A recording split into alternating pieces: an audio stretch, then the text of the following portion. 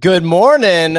So, ladies and gentlemen, this is Pio. I'm running through the NFT Morning Show account today because Clemente, the producer of this show, is now officially a New York City resident. He took a red eye last night from his native Seattle to move here. One-way ticket.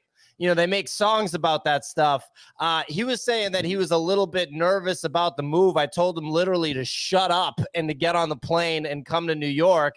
He also texted me at 7:30 this morning and was like, is it okay if I sleep in and I don't, do the show because I took the red eye? I was like, yes, dude, go to sleep. But understand that you're going to I'm going to make you come over to my apartment and we're going to work out and go in the sauna. And I'm going to get the sauna up to like 200 plus degrees and just make you sitting there with your shirt off and sweat. So I think he doesn't understand what. Or you can also like touch him inappropriately. Yeah, should we call HR? Like, that comment was a little, all right, man. This is like really questionable. Really detailed about the actions you're going to take. And why didn't you just immediately speed run to, we're going to the sauna together? I told someone, I was like, yeah, we're going to be getting workouts in. We're going to put the boxing gloves on, get workouts in, and then hit the sauna afterwards. And she was literally like, he doesn't want to do that. Like, you're his boss. He doesn't want to, that's just not something he wants to do. I was like, nah, he wants to do it. He totally wants to do it. I am going to make him go in the sauna though, for sure. And definitely get workouts in. So that'll be a lot of fun. So that's a little peek behind the curtain of working here. Anyway, how's everybody doing today? The curtains, what you're looking for, it sounds like there. But I'm so glad I don't live in New York either. No, I'm excited. I'm excited for Buff Clemente arc. Oh, absolutely. He's got D1 athlete talent. We're going to get him yoked. Spencer also has D1 athlete talent. But fun fact, people don't know, Spencer is actually pretty yoked. Definitely has a good frame. Signal, if you moved to New York, we would not have the same regimen. I'd be making you go with me to museums and shit. That would be the angle. I go to the gym. I ain't going in the sauna with you. Like, we go separate ways. Signal, I'm a force you to come into the sauna. Signal said, like, what? Signal said, I'm coming to the gym, just not your gym.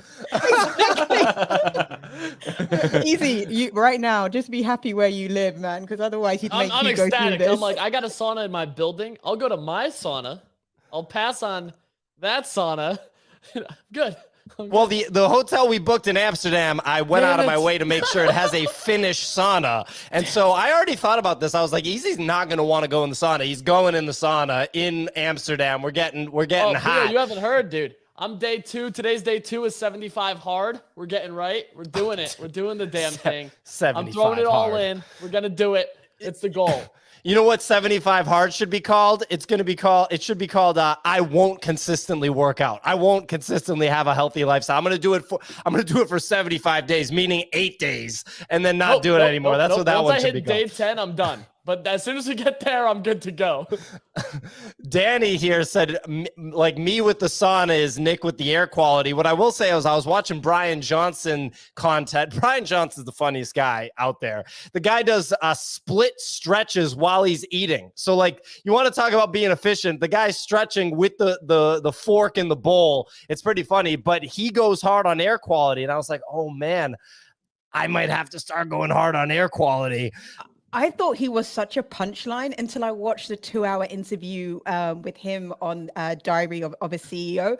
And oh man, he's just so smart. But I'm going to get the watch that he has, the Whoop watch, I think it's called. Yeah, and Whoop. He is best in the world. I think according to the data, he says he's best in the world at sleeping. Nick, you have competition. 99th percentile, legit by the numbers. Yeah, by Last the night numbers. I actually didn't get that 99 or the 100 score, but the Whoop. You have a fake score though. You don't have the Whoop. You have the fake score. Well, actually, I have one. Seated. It's in a box. In a box, and that's also not surprising. But I'm about to return it because $250. Like the biggest issue I have is like I have a $700. I don't know how much the Apple Watch Ultra is, but I think it's like $799 or something. So I have an $800 watch. It's pretty good. It does accurately like give me an assessment of my sleep patterns. And I'm just like, this is sufficient. Like, I don't need the $250 version of this that I'm then going to swap between while I sleep. It's just not worth it. So in my mind, I'm like, the Apple Watch is pretty good. Here's a suggestion. Just start with one of the apps that are in the App Store for sleeping. It's like $5, and it's a great start in terms of quality, and you'll start getting actual data. The most important score on there is your deep sleep quality. And if you're not getting the deep sleep, then you're not getting quality sleep. That's the most important thing. But that means I have to sleep with my phone under my pillow then? No. Absolutely not. Out of the question. Would never do it. I have. Okay, well, that's not what you need to do, Pio. So phone's in a different room. Okay, so I have my phone in my living room. Thank you, Pio. There's a point of the Apple Watch. The watch is just on your wrist. Okay, I don't give a shit, Pio. I don't need your disdain. Oh, but the Whoop is fine? Yes. What the hell are you talking about? What? I'll Whoop it up. The real Whoop is a strap around your chest. Yep. Okay. And Pio's like, yeah, that's exactly what you need. He also has a needle injected into his arm, Pio, while he sleeps for additional monitoring and IV insertion in there. Are you aware of that? That's the he's the penultimate. He also version. has a person punching him in the face in the middle of the night. Are you aware of that? So he's the penultimate version. I'm not modeling myself after Brian Johnson. I think Brian Johnson is funny because I view him as like the ultimate version of like this whole thing, and that's just very funny to me. And the way that he like does it just cracks me up. But I do like have a lot of skepticism surrounding fake sleep analysis tools, and that's why I just choose not to use them. Here's my opinion on something I've never interacted with, but really appreciate it. Thanks for that analysis, Pio. But appreciate your religious zeal over this matter, because it goes against your religion of sauna only. But real quick, biggest thing, eye mask. Or at least blackout shades. He just has the blackout shades always down. That's the most important thing. The mattress does matter, but room temperature is really important associated with that. And I think those two things alone are going to accomplish a lot. You're not allowed to sleep with someone next to you.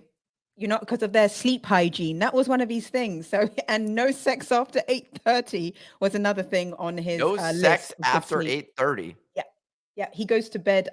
Well, that shouldn't be a problem for anyone who trades NFTs. Yes, definitely not having sex before 8:30 either. Yes, not a problem for Bunny, that's for sure. Definitely not a problem for Bunny. Anyway, someone's saying that we should switch Tub Talk to Nikki. I thought you might think that was funny, just Bunny catching a random stray from me. Wait, but what does that even mean? Like, are you trying to say he doesn't have sex, or are you trying to say that he only has sex late?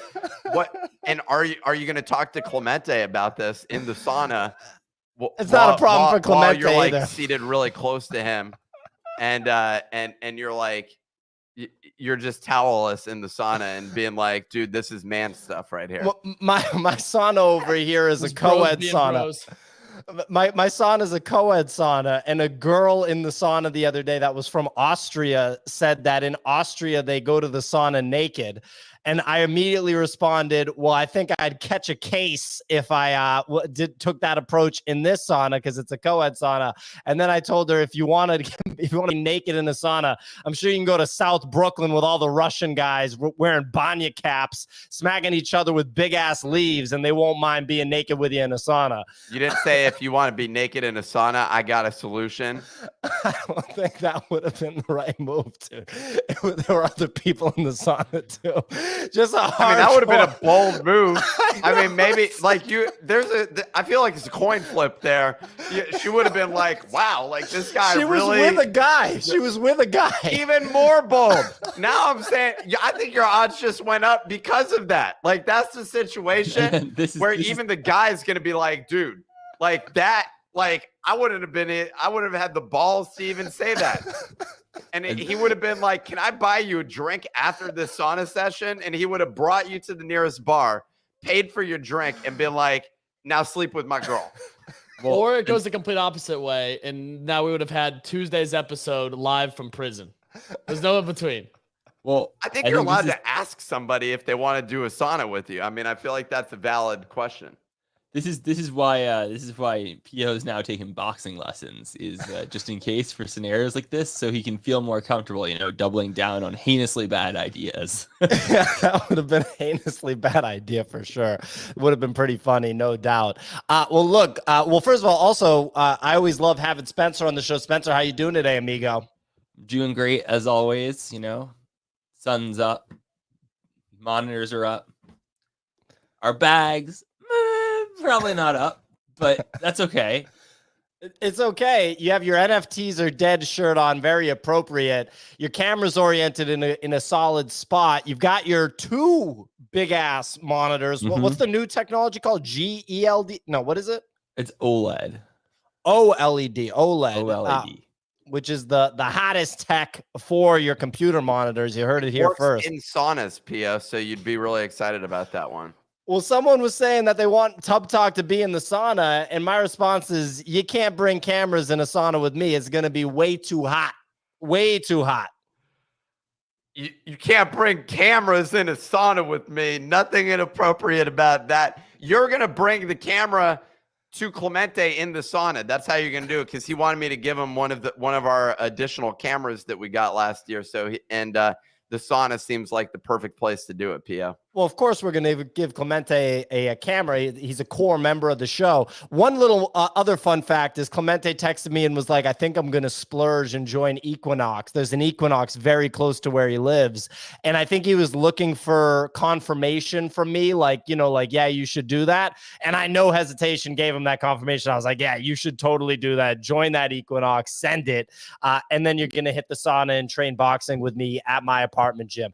Anyway, ladies and gentlemen, we got a lot to talk about today. The big story is, without question, Y00ts and DeGods. The Y00ts bridge to Ethereum. Many people speculated it was going to happen. It turned out to be true.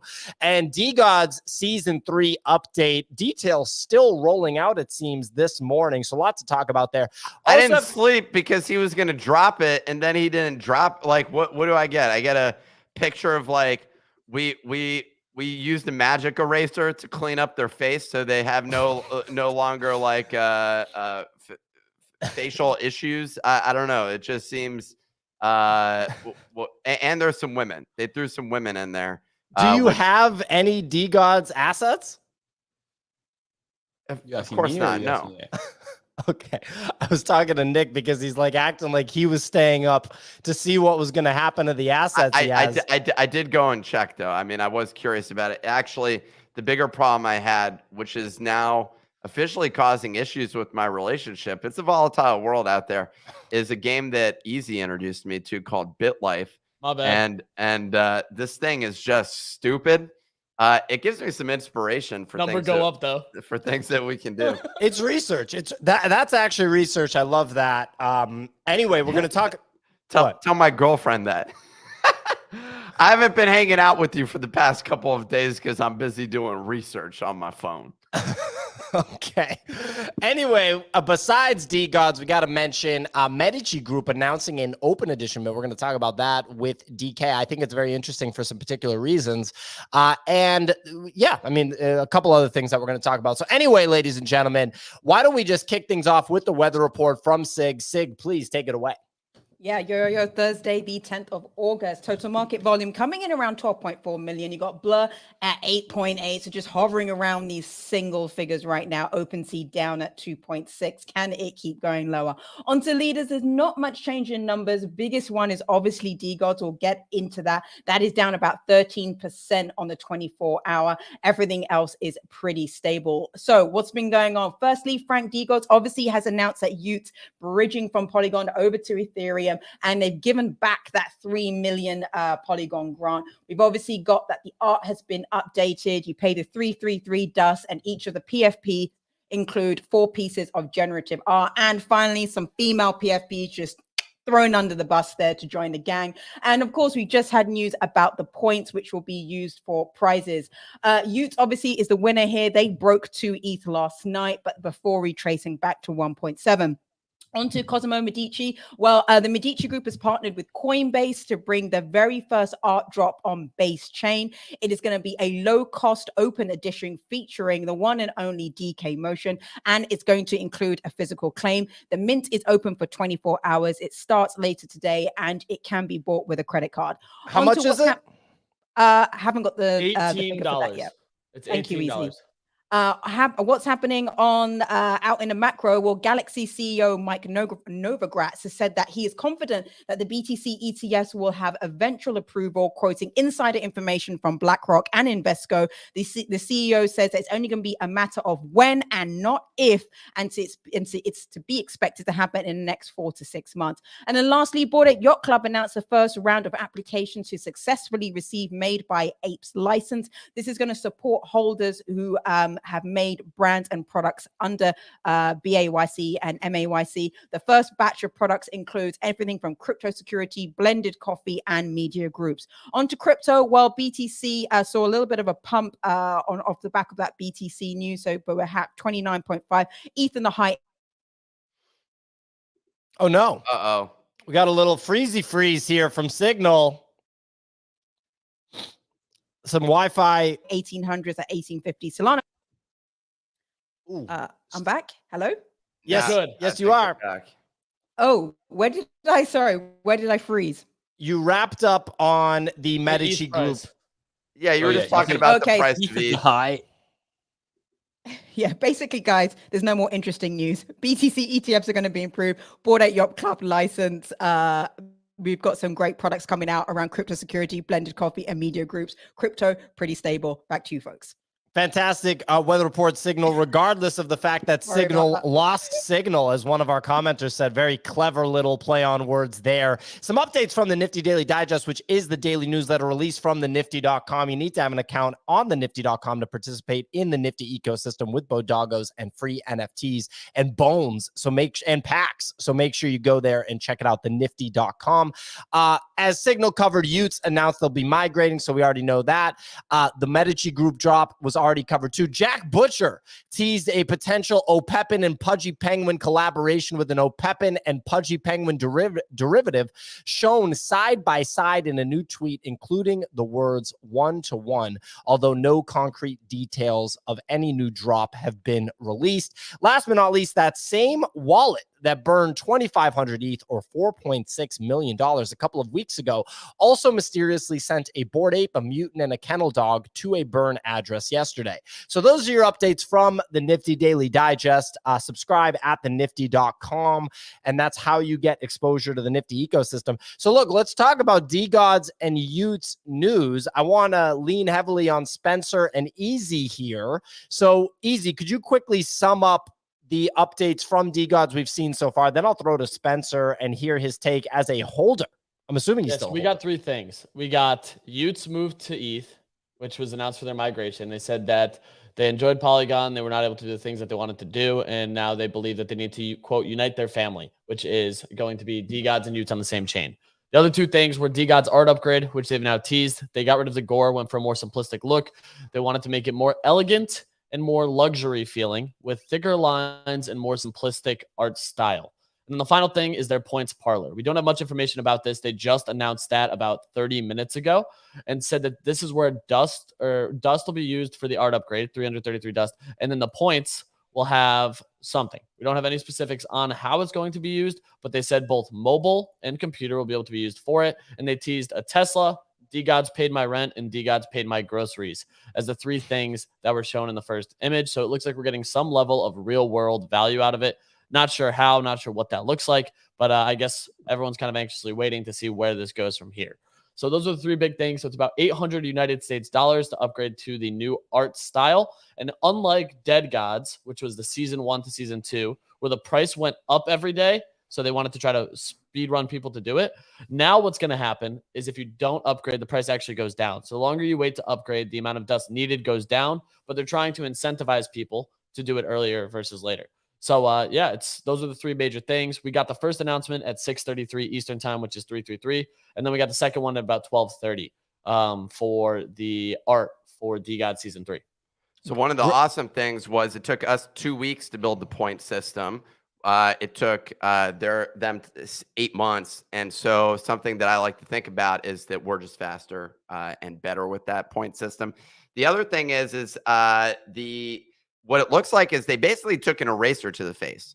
So before, what there was it looked like someone got slashed with a blade, which is pretty common. I didn't share on here that someone got stabbed in front of my building the other day, but it's pretty common in cities nowadays is stabbings. So I think the slash face is going to become a little more popular of a stylistic vibe. For now, they're deciding to erase it. So nothing changed, practically about the head. They did introduce a female. The female style reminds me of, I'm blanking on who it is, but it looks like wildly familiar. Like in NFTs or outside of NFTs? In NFTs. It would be either Mad Lads captains, or that's basically it. Mad Lads and captains have female. Mad Lasses, Yes, 5% of the collection, and captains you can actually just swap. So thing it's okay to not know Mad Lads had females, but not knowing that captains had females is funny. You did know that because you've seen them before. Because that one was well, they have breasts. It's not clear if they have like actual, like it's not representative of anything. It's just like, here's a pair of breasts. This is the future of AI. Appreciate your contributions, Nick. I'm gonna throw to Spence. I know you're being honest. You realize like him and Gabe Layden are like, wow, this is really the future of AI. And it's always like, have you seen the AI like Instagram accounts of women that are just like big breasted, like Instagram models? I haven't seen them yet. I've created 10 of those accounts so far, and it's going great. Turns out that people are way more receptive to my humor. Can monetize the shit out of them, man. Dude, well, I'm becoming an influencer. Sorry, Spencer. I'm sure Nick's girlfriend is much happier that he's spending his time playing whatever that Bitcoin game is instead of doing that on his phone. So you got to take the little wins where you get them. Exactly. But with regards to kind of these announcements, I think there's sort of a couple of really interesting things going on. The bridge back to ETH is kind of a wild one, right? Like that. It's not back to ETH. It was Solana to Polygon. Polygon. Yeah. So, but like the bridge, but like I think this is the challenge, right? And I think this is not an insurmountable challenge, right? Like we saw Polygon launch its first native like PFP collection. They cooked. They're doing well. The challenge with Y00ts was like there's just not that much ETH on Polygon, right? And so like if you are, and so really there's very little ETH on Polygon in wallets that trade NFTs, right? And so if you're a collection, it's really hard to pump above a certain price on Polygon, right? Just because like, and it was impressive they had held it.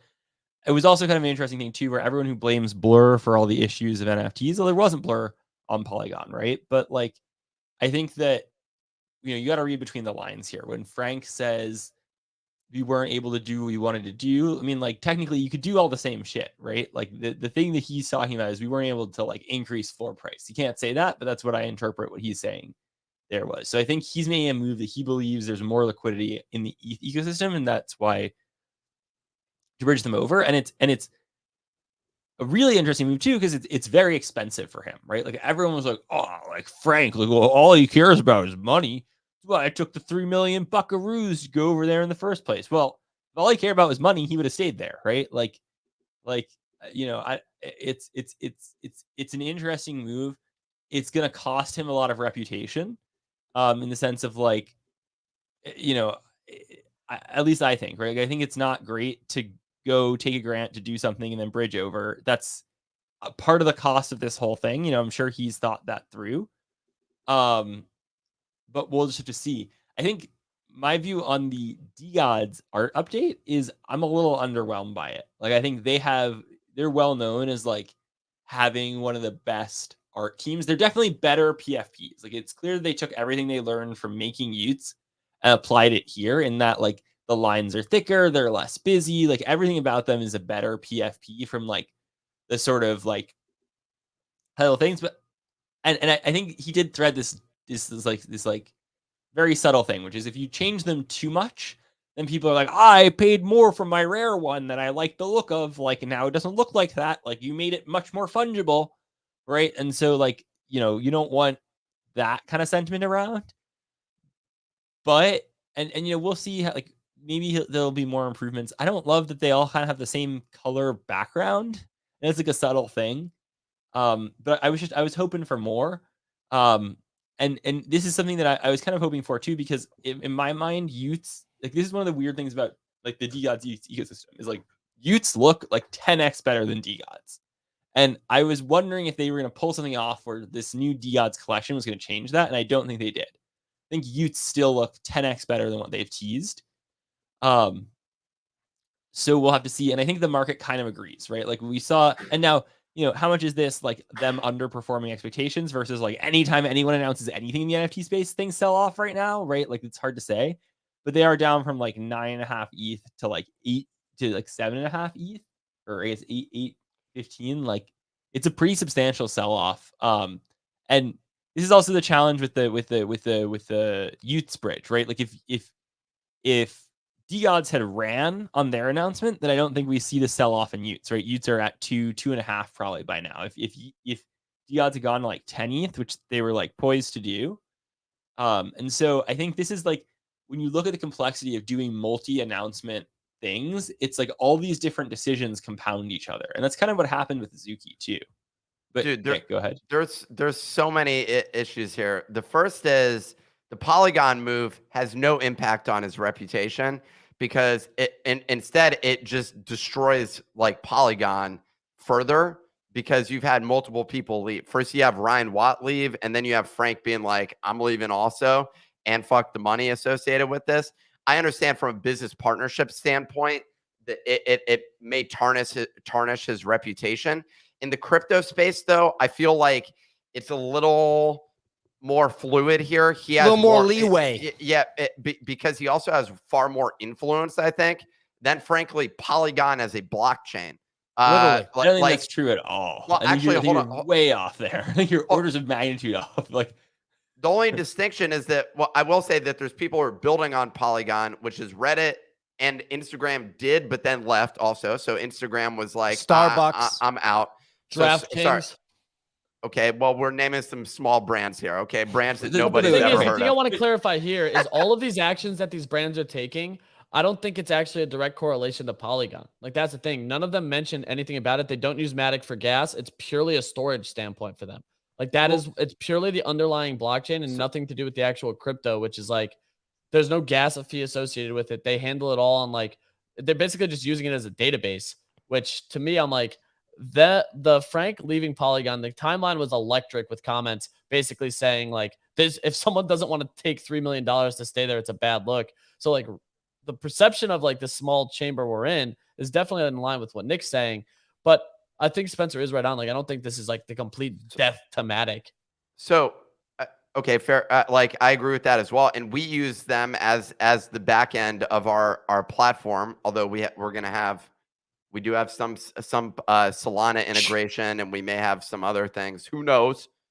Mysterious things afoot in the Bodago ecosystem. But the thing I was going to say, the other side of this is like, I'm like curious about this announcement, the way that this was rolled out, because I was anticipating the product to drop and to be able to use it. Basically, I was anticipating something actionable that someone could actually take, but instead it was 3 images dropped at like midnight. So like, I don't understand why they would do it at that time, like, without having the ability to roll this thing out.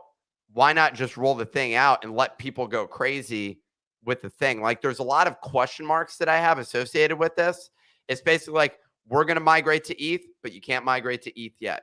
We're going to do this other thing, but you can't do that other thing yet.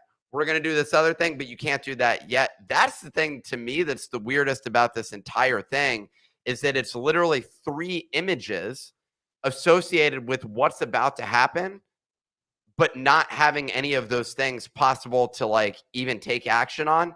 And instead, all that we're seeing is speculative market activity based around those announcements and nothing else. So really, it was just announcements, which is what the anticipation was for. And now there's another thing where something else is going to actually show up. But like, I don't know. It just feels it feels harder nowadays to make that happen. Spencer, looks like you want to chime in with something. I actually wanted to share some of my thoughts after Spencer. Yeah, I mean, a couple of things, right? Like, I think where I see this, and this is even like, and look, you know, I'm not, this is not FUD towards Frank. Like, if this was the right business decision for him, and it was the right business decision for the holders, then I think it's a stand-up act that he did it, right? Like, this is where I'm saying, like, he might catch some flack. Like, the challenges that I see is, like, you know, that was a big win as an alternative revenue source for an NFT business, was having a chain pay the NFT to go be on their chain. Like, I think other chains will think and twice about doing that now because of the, as you mentioned, like I think if Polygon could roll back the clock, they wouldn't do this again, right? It wasn't, because Frank leaving Polygon is definitely bad for Polygon's image in the NFT space. Now, when we talk about who's the bigger deal, like we look at market caps, baby, and Matic has a way higher market cap than y00ts, DeGods, and Dust. Like, it's just not close. Like, we're talking extra zeros, right? y00ts, DeGods, and Dust is not worth a couple bill, but Matic is, right? And so this is why I'm saying, like, in the overall impact of crypto, and this is where, like, as NFT people, you can get lost in the sauce sometimes and think we're bigger than we are as a space. Like, y00ts is like 2 zeros off from, or like D-Labs is 2 zeros off from maybe 1 0. Actually, it's probably 1 0 off, but like, I would say 1.5 zeros off from Polygon Labs, right? But you know, when it comes to announcement of an announcement, like, I'm not so upset about that. I think, like, this is, like, the more that they actually deliver, the more that anyone actually seems to deliver, like, the more challenging it is, right? I think it's fine to roll stuff out, and this is like a classic kind of like D-Labs play. I really hope that and it seems like the kind of the more subtle, but this is actually where I think the bet is, right? Like prior to today, your bet was on the art reveal or whatever else is going to get announced. Okay, we kind of have the art. It may change from here or there, but I think they missed the art reveal. That's why owning the moment before owning a DeGod the moment before the art reveal was a bet on whether you think that art was going to pump or not pump the price, right? You lost that bet so far. Now we have this points parlor. Next bet is on, will points parlor pump or decrease the price of Dust? So like that's just like how you have to play this, right? Everyone has kind of the same information, although you have to assume there are some people in the market that probably have more information than you that are trading on it. But like, more or less people have the same information, right? So your bet is, will the announcement we know is coming or the thing that we know is happening be bullish or bearish for price? That's what owning an NFT or buying an NFT means today. Yeah, and so you covered a lot of different things there. I wanted to comment on a few things. So first of all, on the art side, I think the NFT bear market has stripped down a lot of the stuff on the art side, where people really would say, I like the art, or I bought it because of the art. I just like the art. That was during the bull market. That was when there was a shot that things could go up because you like the art. Now the art only matters if you're going to actually use the art for something, and using the art for something basically means an integration into like literally like video games, right? Like, I think you're going to see a lot of video game stuff emerge, or collectibles. And so you see Pudgy Penguins, they're integrating the art into collectibles. They're going heavy into when people say the IP route, that's what it means. I don't know if DeGods is going the IP route. So when they said there was going to be an art upgrade, I was like, that's cool. You should obviously keep doing that. You should make the stuff better, but that's not going to be a driver for the price go up. The price is insanely high. The price is like $20,000 for one of these NFT collectibles. And I make a comment internally at the Nifty right now when we're talking about, you know, how we should proceed when we talk about other people in the ecosystem, in the NFT ecosystem, where I make the comment, and it's a comment to kind of indicate, or just to put things into perspective, because it's pretty extreme, I have $100,000 liquid cash right now that I'll spend on NFTs, but you have to let me know if I spend that $100,000, what I get on the other side. If I go buy $100,000 worth of motorcycles or $100,000 worth of jet skis, I know what I'm going to get. I'm going to get a bunch of jet skis that I could literally take on a lake with 10 other people and, tear shit up. You know what I mean? I don't know what I get if I drop $100,000 on NFTs, right? And so I think that this bear market is stripping everything down. And I think the game of price goes up on high priced like buy an NFT solely for the sake of price goes up on a high price collectible that's not a fine art NFT. It's trending towards ending slowly. Like it's a slow trend towards ending. Like what if I buy an Azuki right now? Am I just buying it hoping that I can sell it to somebody else for more money in a couple of months? Like, is that what I'm doing? And so I think things are going to trend towards actual functional stuff in a digital ecosystem, like an engaging platform or a game. And I think you're seeing that a lot on Solana. The Solana market basically expects software-related updates for the most part. That's kind of what the Solana market expects. And when I think about the Ethereum market, and I think about when me and Nick came into the Ethereum market in February 2021, there were a lot of people that already had success in business. They'd sold businesses. They'd already made it to some capacity. And so they had money that they could YOLO into NFTs. They YOLO'd the money into NFTs. The NFT prices went up. So they got even richer, and they acted like they were building stuff. But so many people from that era have closed down their businesses, or they have these zombie companies that aren't doing anything. There's just nothing going on. And who the hell is even building on ETH now? Actually, I mean, obviously, I'm not talking about Frank and stuff. I'm talking about the people from me and Nick's era, February 2021. Who the hell is still building anything on ETH? And yet when I talk to people on Solana, there's young, hungry people that haven't made it yet that are like, no, this is all we're doing is we're focusing on this business. We just raised a small funding round, or we've got this much revenue. We're going at it. So I just think things are trending that way. And look, the price of a DeGods a lot of money right now, even after the sell-off. Quite frankly, I don't think this sell-off is even a lot, considering what Nick said, where it's you can't actually do anything yet. It basically hasn't sold off. It basically hasn't sold off. Yeah. I mean, it's down beneath. Right. But keep in mind, don't these things always go down on the actual announcement day? Right? Am I wrong about that? Historically, do things go up on the day of the actual event? Look, if something's down 9%, you can't say it didn't go down. But is that not a normal percentage for 9%? Feels pretty normal. Look, the reason that DeGods are the price they are relative to everything else, right? And DeGods at this point is the basically the second market cap collection, like outside of Yuga Labs assets, right? It goes Yuga Labs, DeGods, right? The reason that is because dead fellas. The reason that is because they pulled it off. They actually had an announcement that pumped price, which was the bridge, right? The last major DeGods thing pumped price 2 to 3x, right? So they've done it before, and that's why their price is what it is, because people expect them to do it again. I agree that in most cases it's buy the rumor, sell the news. The only people who have kind of done it is Pudgy's pumped into their toy announcement. That was one. And but was it a sustained pump? I feel like they pumped after the announcement. It was 2-3 days they went up, then they pulled back to exactly where they were, but they pumped. There was a pump. It existed, right? DeGods pumped after their and those are the two pumps in the last couple of months, right? And so that's why those are number 2 and number 3 collection, right? And number 1 collection has been down only for months. Why? Because they haven't pumped into their announcements. The last announcements they pumped into was actually probably around the same time as the DeGods bridge to ETH was Sewer Path. Sewer Path was a solid pump.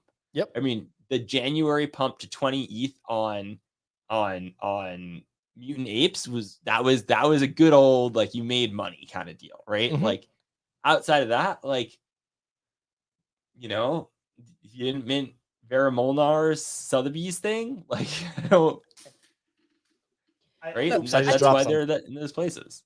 I was going to say, I think as well, Frank is catching flack for this, but you have to go back to the decisions that he made at the time. When he moved from Solana, we had the FTX collapse, and Solana I mean, easy. Maybe you agree on this, but it was facing an existential crisis as a blockchain in that moment on that day. And I remember Frank like tweeting, and he sounded quite, panicky at the time as to whether like Solana as a chain will still exist. And he made a decision for the community and for the business to move over to Polygon. And there was probably an incident where maybe the treasury was impacted by the fact that Solana had collapsed. So, being able to bridge to Polygon was essentially a lifesaver grant. Okay. And I remember at the time he said, we'll see in 6 months whether this was the right decision. Okay. So now they go to Polygon. They obviously did the BTC sale as well. So that secured money for the business. But you can see that as a founder, he's learning along the way. And there are some founders in this space who would move to Polygon and despite volume not being there, would stay married to that chain until the end. You'd lose holders, there'd be negative sentiment, but some founders would just stay married to that decision because they think it's the best. Frank is moving to Ethereum now. I would hope that like this is now the end of moving chains, right? Chain business done. Let's move the business forward and execute as a united community with DeGods and y00ts on that same chain. Like my point is this: I remember working in a startup back in 2008. It was in financial services, and Lehman Brothers collapsed. The CEOs were extremely experienced. They'd all worked at tier 1 investment banks. They had decades of experience behind them. And I remember one of them coming downstairs, like the most senior guy, and he said, "There is no playbook for what has just happened.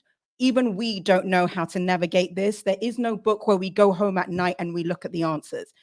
We're still so early that any founders building in a space, there's no playbook for them to look at and say, what should we be doing now? I respect Frank in the fact that he's taken these risks, he's taken these decisions. Whether he is right in the long term, nobody knows, but at least he's trying to grow the business and put it in a direction that makes it successful for the business and the holders. And he's going to face flack for it, but oh man, that was juicy too. For me, I'd be like, okay, he's taking decisions and he's doing, he is. Look, no, Nick, have you lost me? Well, we yeah, lost you, but you came Okay. back, and then you're back now. Okay. We got most of it. Sorry, where did I? No, you said he's going to take flack, but and then we lost you. Yeah. He's going to take flack, but he is one of the docs people out here putting their reputation at risk, the holders, everything on the line to try and make this work. And everybody else on Twitter, I'm sorry, but if you're not a founder, it's very difficult to have this sort of armchair passive opinion that everything Frank is doing is just wrong, and making jabs at him for round tripping these different chains. Let's see where DeGods is at the end of this in 12 months time. But I think he's taken a risk. It didn't pay off on Polygon. He's moved to Ethereum. Let's look at his track record and judge him on his upcoming track record rather than judging him for taking high risk decisions. Absolutely. Go ahead, Nick. I was gonna say, I agree. Respect to Frank for, he's out there and he's putting his reputation on the line, basically publicly making these announcements anyways. So whether you love it or hate it, he's at least doing it. You are correct that there's no playbook associated with it. It is very easy to FUD this, and the reality is, it's hard to make these things succeed. Even when you're doing things, people fade Pudgy because why do I need toys? Well, he's building an e-commerce business. Whether or not you like the approach that they're taking, they're out there. That's the business that they're trying to build. And in the case of Frank, he is moving a lot of things. A lot of the adjustments that they make do feel like marginal improvements oftentimes when they do them. I think this is the first. There was a product that they rolled out, and I'm blanking on what it was, and then they ended up easy. Do you remember what their previous products were that they actually rolled out? There was some software. So what they've rolled out obviously DID is the easiest way for like official follows. They confirm all that. That's more new. I'm talking about like new. So the previous ones was a proof of work, which is what they rolled out, where they did like a GitHub where they showed everything that they did every single day. They rolled out a Reddit forum tool back in like late December, early January 2021, 2022. They rolled out the Paperhand bitch tax, which had the internet ablaze, where if you listed the NFT for less than you bought it for, it had a 33.3% royalty. There's a couple other things as well, but most of the stuff, and if you haven't listened to it, Mark Kolser has a podcast with Frank that released recently where he actually outlines everything that they've done and tried and why they've scrapped these various things. I thought it was really well said, to be honest, and it gives a little bit more clarity on the stuff that they've rolled out. And I think like a lot of people last night were also retweeting Frank's pin tweet, which is like, we tried some shit, whatever, and now we're trying some new shit, you know? And that's where I think they're going with this, is like, they're not scared to shy away from like just putting in an effort and attempting things. And if they fail, pivoting from them. And I think you do get a lot of founders in this space that really stick to their guns and are like, this is what we're rolling out. This is what we want to do. And the space doesn't care about it. Like, that's the thing. Like at this point, the best thing here is like everything that they've rolled out and teased and announced and done has caused some level of conversation and quote, I guess, confrontation, which is kind of what you want. Like the entire space is talking about DeGods and Y00ts right now. Nothing like if you were dropping any announcement today, I feel for you because it's going to be overshadowed. The whole space is looking at this.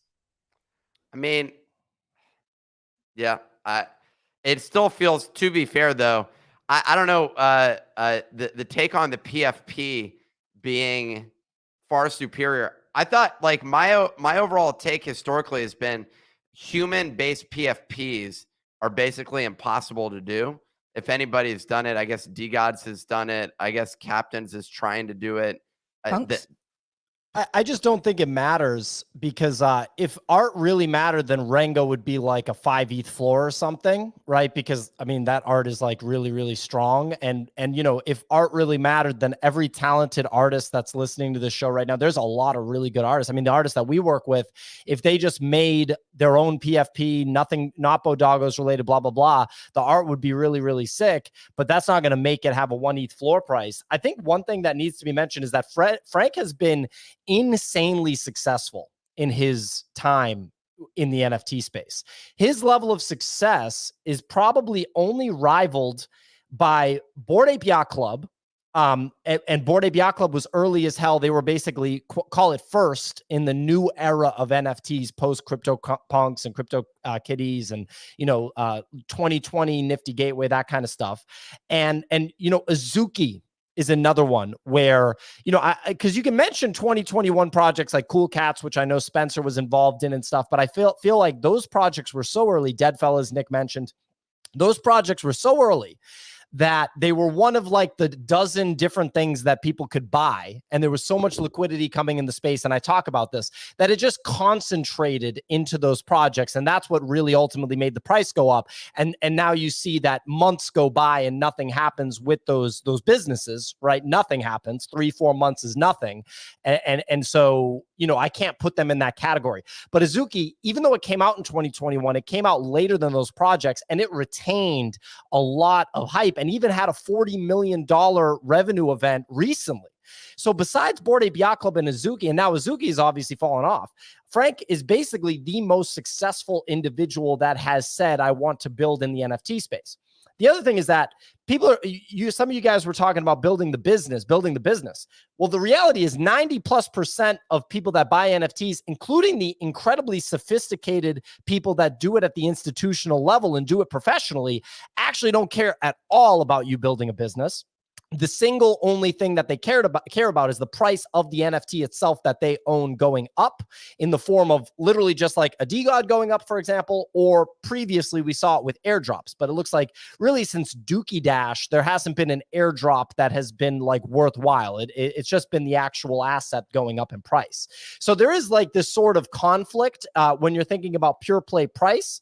And I just wonder how that's going to play out over time, because I do believe that inevitably we're going to go towards actual engaging platforms, products, and, you know, probably software that the NFT space is built on, where there's a reason for owning the NFT because it gives you some sort of access or playability in those ecosystems.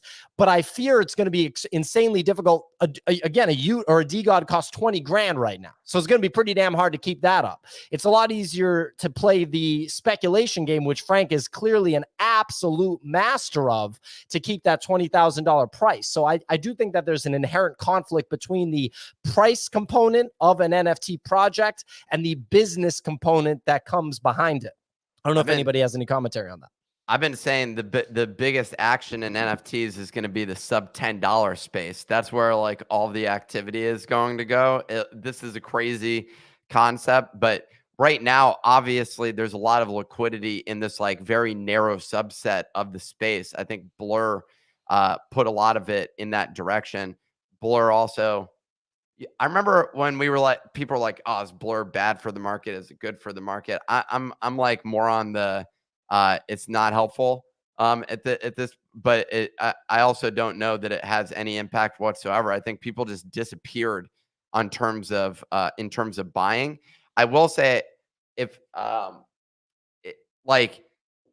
if you increase liquidity, but the liquidity is on price being cheaper, then inherently it does have a negative price action on the ecosystem, because there's always someone who wants to sell.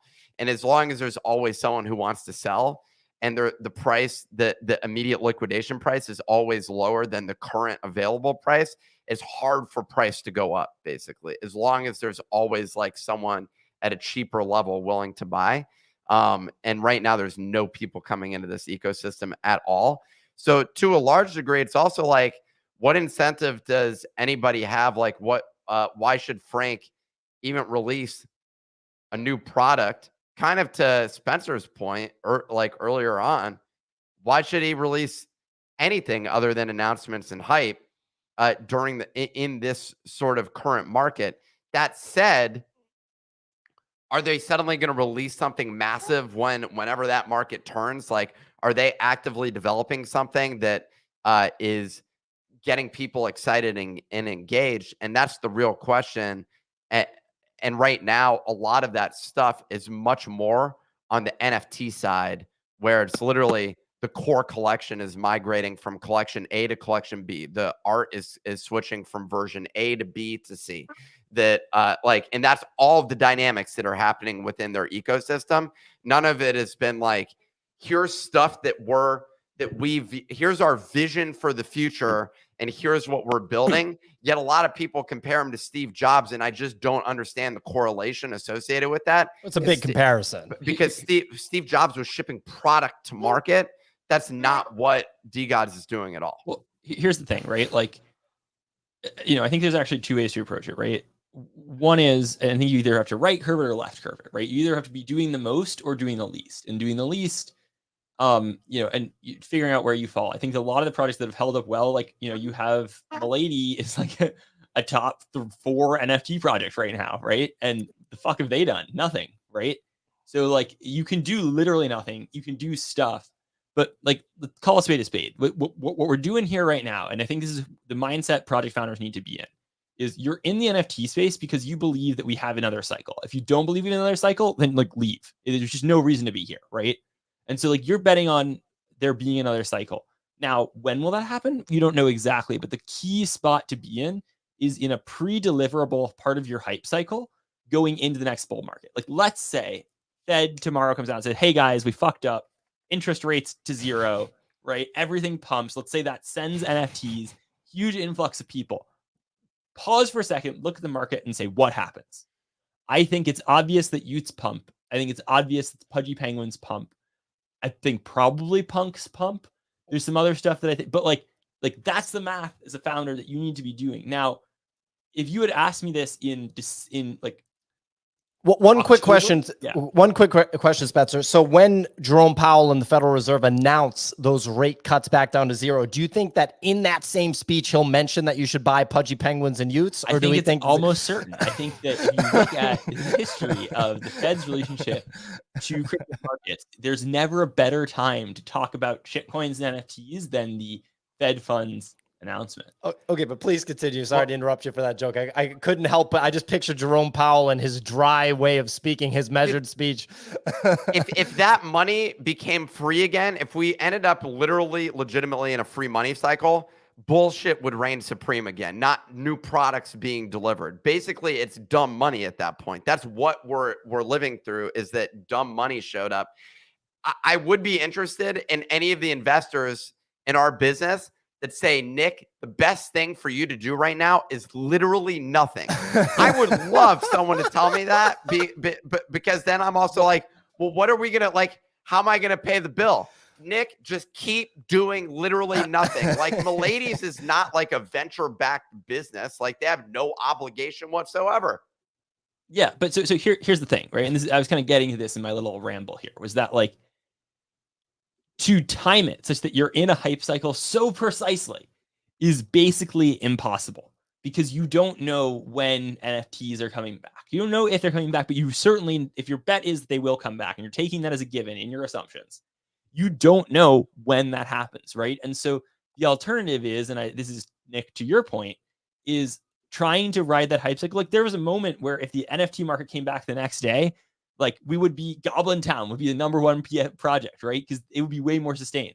This is like the exact example of why it's really tough to do that sort of strategy, right? Like, kind of, Nick, to your point, is deliver, build, don't care about price. And then in the next cycle, be in a position to try and make bigger announcements, because you don't have to pump day one of the next cycle. Like, a lot of the big projects that pumped hard or did big things last cycle weren't like when Bored Apes first ran, that you saw Punks run, you saw like VFriends were kind of a big deal then. Like, a lot of the stuff came later or pumped later that had been in existence before. Like, look at when certain art blocks pumped. Like, the timing is really important here, and I think that people are over indexing on their being the most relevant day one of the next cycle. I was gonna ask Spencer, do you have a baby? Because I keep hearing a baby, and then I realized it's probably Bunny. Bunny, yeah, Bunny. Are you trying to say, dude? I think it was Spencer. Little Spencer's running around. They got their glasses on and their fencing swords, ready to take on, the next batch of investors. Real quick, Nick, I want to hear from you in a second, but I wanted to say two things. Number one, really big actual releases, not big announcements, right? Not big announcements of announcements.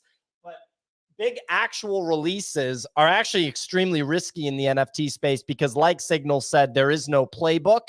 And so I like small iterative releases if you're actually trying to build a product that's going to be used. That's number one. And so when you start getting into this big swing release stuff, I think Cool Cats would be a good example with the Cool Pets game. That was like a really big swing, and it turns out people didn't want to do it, and so there's a lot of sunk costs into that investment for them.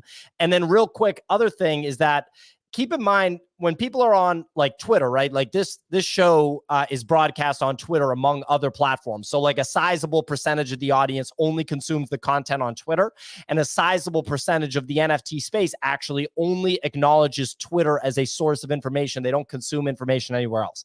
I just took a quick peek at the comments based on our conversation, and there are people that are in there questioning my point of Frank being successful. So you have individuals on Twitter hearing me say that Frank has been very successful in the NFT space, and they're saying, no, he hasn't. And so you just have to let that sink in for a second. Is like the guy's built an NFT ecosystem that I don't know the market cap, but Spencer, you give so much credit to random comments, like literally throwaway troll comments. You call it a throwaway comment, but what I'm telling you is that the audience is seeing this in their, like it's going into their brain. They're reading people say it. You know what I mean? They're saying that a guy that's built $1 billion NFT ecosystem by market cap has not been successful. Unsuccessful. Not $1 billion. Or, I thought that was what you mentioned. What's the actual market cap? He's talking about Polygon. Polygon. Okay, so what's a couple $1 billion? Okay, they're like 5 million?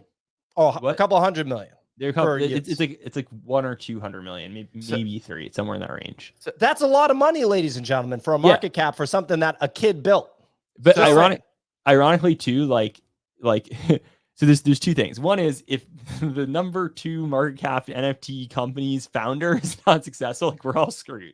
Yeah, that's the first thing. Second thing is there are metrics of success like in terms of money that made from the space. Frank is like not even top 50, right? Like I'm not talking about his individual, like I'm not talking about his W2 successes. I'm talking about if you're going to build an organization in the NFT space with NFTs, saying that he hasn't been successful is strange to me. It's very strange. It's like saying that, you know, Stephen Curry hasn't been successful in basketball. And now everyone's gonna be like, you're comparing it to Stephen Curry. You did. You one literally of the, just did. One of the top what is this? What is this? What are we doing here? It hasn't been successful? What are we doing? So he's been successful in building an audience. I think just say what he's done really well is growing an audience and also making price go up. Of it's the $20,000 for one of these things. Yeah, so that is successful. The thing that he's not Stephen Curry. The other thing that I was going to say is to Spencer's thing earlier. Look, I'm not a big fan of just build for the future market, although that is what the crypto space entirely is. What I'm really actually more interested in is building for today and saying like, hey, what are like what are the things that we can make that get people excited? And that's the most important thing. And so you have a couple of paths to do that. One, you can say, hey, we're going to build product, and that's the business that we're in. We're a product building company. Some cases it's physical products, others may be digital products, some may be a hybrid of that, but that's your business. And there's metrics you can look at to say, hey, is this successful? You could say, I'm going to focus on the art side of things and go become a successful artist and focus on like that playbook already exists. The NFTs, when they pump, may just further enhance that. But like it feels like a lot of the artists that showed up. Well, I remember like interviewing some of them. They've been honing their they've been an artist for over a decade. Many of these people who've been like honing their craft, and now suddenly this opportunity where money was flowing suddenly showed up. They weren't building for NFTs. Like that's not what they were like anticipating. They were just honing their craft. They were focused on that particular thing. And so then when the market met that opportunity, they were perfectly poised for that moment. That's the best way for these things to happen. And then the third thing you can go and do, I feel like in this space, is try and participate on the speculative side. And the most and if you want to participate on the speculative side right now, buy shitcoins. That's basically where that activity is going on. You can try and or you can try and like invest on a bigger level associated with it. But the bottom line is like if your path is we're going to basically do nothing, I just don't view that as like a valid option. It is an option for somebody, but that's called like I guess let's categorize it. The fourth is you can be a scammer. And that is a very valid option, especially in the crypto space. You can do a phenomenal job and make millions of dollars operating as a scammer. Just like in the traditional world, you can do that as well. You could go do self-help expos and conferences and get people to pay you for coaching on this how they're going to become millionaires in the future. So you could do that as well. Sidebar there. One of my favorite things is I knew a guy who went to one of those coaches. It's like, I'm going to be your coach on how to become a millionaire. And his coach on how to become a millionaire was that he coached him on how to be a coach to other people. Let's go, baby. That's what you got to do. That's what you got to do. The business. That I was like, whoa, this is wild. That's what I'm talking about. Real quick. Yeah, I mean, I just want to point out too that I'm looking in the audience on the Twitter show and I'm seeing individuals that would not normally be listening to this show. So at the end of the day, this is one of the bigger stories in NFTs. It's attracting a wider audience than normal stories would. I know that's obvious. I know everybody knows that, but I'm just pointing out like this is like a big release in the NFT space. It's coming at a really rough time in the market, the trough of the bottom. Did you mean to say rough like a dog makes? Yeah, I was role playing. Because of bodoggos? Kaleo called it the trough of the bottom, and I agree with him. So look, we'll see how it plays out. Is there anything else we want to add on this? By the way, I do see a lot of people like tripling down. I guess it's just hard to win. People are like, Frank hasn't been successful. So I guess you guys are right. And I guess, building one of the biggest projects is not success. Anyway, it's the trough of sorrow, Pio, is what that is actually called. No, legitimately, that's what it's called in Paul Graham's sort of startup cycle that he has, which is essentially wearing off of novelty, trough of sorrow. Then you have wiggles, the false hope. Then you have the promised land. And then you have acquisition or liquidity, aka the market turns around associated with it.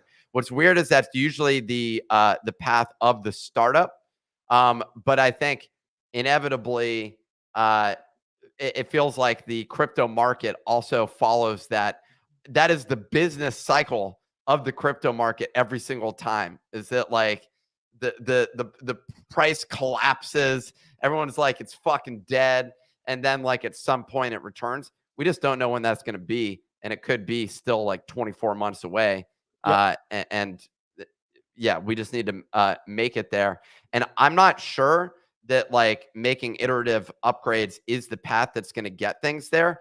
I just wonder like how is DeGods or like what's their revenue model? Like how are they going to sustain through? Are they going to go raise more money? Like what's the path? They had to give the money back to Polygon. They need more cash flow to come in. They raise money from the BTC mint as well. They raised $5 million from Bitcoin DeGods. Speculation of Y00ts on Bitcoin as well. There's I think that this whatever this points parlor is going to be, they'll have some level of revenue raised from that as well. So I think that they're going to be all right when it comes to like revenue. I think that it's just they've now been able to raise revenue in other means. I mean, their IRL event raised some capital. And like they continue to roll those things out. I think they also have a decently sized war chest at this point. It's going to let them continue to innovate and iterate. So I'm not too worried about like that side of things. I think it's right now just waiting to see what exactly rolls out over the next few days. They've mentioned that this is a multi-day thing. So we got a little bit of time to see all the things that come down. We don't have a revenue model yet. I don't think that we'll get one is the thing. But I don't think the plan is to go ahead, Nick. Sorry, the perception of that. So your take is essentially the NFT. Yeah, that the NFT market doesn't have a revenue model, and that all businesses in this space will replicate. That's not my what? When did I say all that? No. When you say we don't have a revenue model, sometimes your commentary on the NFT for DeGods. Got it. I feel like sometimes the perspective that you have is also that like. There's not the revenue model for NFTs right now, but that's going to show up and that everyone's going to like somehow ubiquitously kind of that the playbook is going to be developed for the NFT space. Over 5 to 15 years, yeah. I'm a little bit skeptical of that, of like how that approach happens. Like I'm trying to come up with examples of businesses where the business model was not apparent straight out the gate. We just had like an entire like startup Silicon Valley cycle where revenue was not the metric and it was growth. Like lots of business did not have to make revenue, and it was just this is the idea, this is the product, if the product had even been made, but this was our anticipated growth, obviously wrapped in a beautiful bubble of low interest rate environment, so cheap money could be like cheap money could be raised, but that's been around for a long time. And I think right now it's for founders to play around and just see, well, how can we get revenue? I think what Pudgy Penguins is doing with toys is extremely it plays to Luca's strengths and his background. DeGods is coming from multiple different ways, and I think each founder will probably find their path to be able to generate revenue, but there isn't sort of one single ubiquitous path to making revenue in the NFT space. But I think that's what makes it so fun as a founder as well, just being in the kitchen and cooking on that. Amazon, for example, was losing money during the internet bubble when there were a lot of businesses that are quote businesses that existed that were based on solely hype, but they still had revenue that came in associated with that model. a lot of them were losing money on that process. And the whole venture-backed ecosystem is frequently built on this, which is, hey, we're going to just fund cheap customer acquisition, essentially, or just fund expansionary customer acquisition while you end up losing money on a unit basis. But you're still generating revenue typically associated with those businesses. And Amazon's business model, I guess you could argue that it did change in the sense that AWS is their most lucrative business model out of their entire business. So that did show up at a later date. And so you could argue that that came later. I'm trying to think of other examples. You can, dude, like, you just have to keep in mind when technology is new, at first, everybody's like, I just don't see how this is going to be a thing. I just don't see it. Including people said that about the internet, but what I'm saying is the people that were building business in that space at that time, for example, AOL, Prodigy, some of these other businesses, they had revenue and they had profit during that time that was actually coming in because there was a business model. The distinction was, I don't think that customers are going to interact in this place. Like, no one's going to, e-commerce is not going to be a thing, was kind of I think the bigger picture there. Now, e-commerce is still continuing to experience growth. And so, and honestly, e-commerce is right now kind of the biggest growth sector because like mobile phones are no longer that channel. So I just think that, like, at least there existed a business model at that point in time. That's the main thing that I feel like new technologies show up and there's still a business model. That's the thing that I'm confused about, where it's like new technologies come up and there isn't. I just don't understand that component of it like as much, because there's always been some way to monetize it. Yeah, I mean, you just have to look at the dates associated with this stuff, like AOL being founded in 1985. Like, that's a long time ago. And I guess I'm looking it up. I guess the official birthday of the internet, they're considering it January 1st, 1983. For the invention of the internet, So it took 2 years basically for AOL to be founded. Yeah, and they had a model that came out. That's the thing that I just don't understand. Like, it didn't take them 15 years to figure out the model. In 15 years, AOL was a multi-billion-dollar organization that basically continued to grow throughout the entire process. But so I don't have an example of something that, like, I'd like to see year 1 and 2 AOL numbers and like what that looked like. You know what I mean? Like that's what I'm saying. Like, I know AOL was cooking in 1993. I know that, but I don't know what it was doing in 1985 and 1986. I'm not questioning whether there's revenue, but NFT businesses have revenue now. Like, there is revenue. It's not zero. There is, in fact, I think you could argue that NFT businesses have been more successful than previous startups. And I think you're discounting the idea of selling more NFTs because you're like, well, that's not sustainable. And I'm not saying that I disagree with that, but the reality is there is a revenue model right now. I'm not saying that's the final revenue model, but there is revenue. By the way, AOL didn't start as an internet company, but we don't need to discuss that anymore. They got there. Regardless, we're at time, ladies and gentlemen. If this is your first time listening, we run the show Monday through Friday. Also available on YouTube. Just about to hit 12.5 million views on YouTube. So 36,000 subscribers. So make sure that you subscribe. Also available on Apple and Spotify podcasts if you want to listen to the show mobilely outside of the Twitter bubble. Otherwise, we'll be right here on Twitter Spaces. Again, Monday through Friday, 9 a.m. Eastern time is when the show starts. No free NFT today, but make sure you have an account at thenifty.com. That's THENIFTY.com. Make an account. It'll get you subscribed to the newsletter, and you do need an account there to engage with Bodogos. Nick, something to add? I just wanted to point out, Miguel, how do you say his last name? Ribeiro. Okay. I don't think that's it. But, and you were like, if you're Chinese, it's Ribeiro. That was what you... I didn't say Chinese. I said Brazilian, if you're from Brazil. Got it. Okay.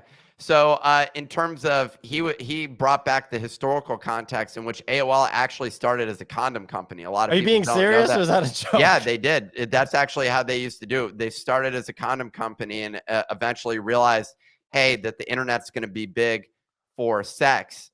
And so they transitioned into that, and that's what happened. That's where chat rooms came from. And that's exactly where chat rooms came from. It was innovated based on that. So, Pia, when you think about technology, I want you to put that in your noggin and stew on it. Okay. Well, so unexpected words of wisdom from Nick to close out the show. I'm sure the thousands of listeners across platforms will be very appreciative for those tips right there at the end. Anyway, ladies and gentlemen, like I said, Monday through Friday, 9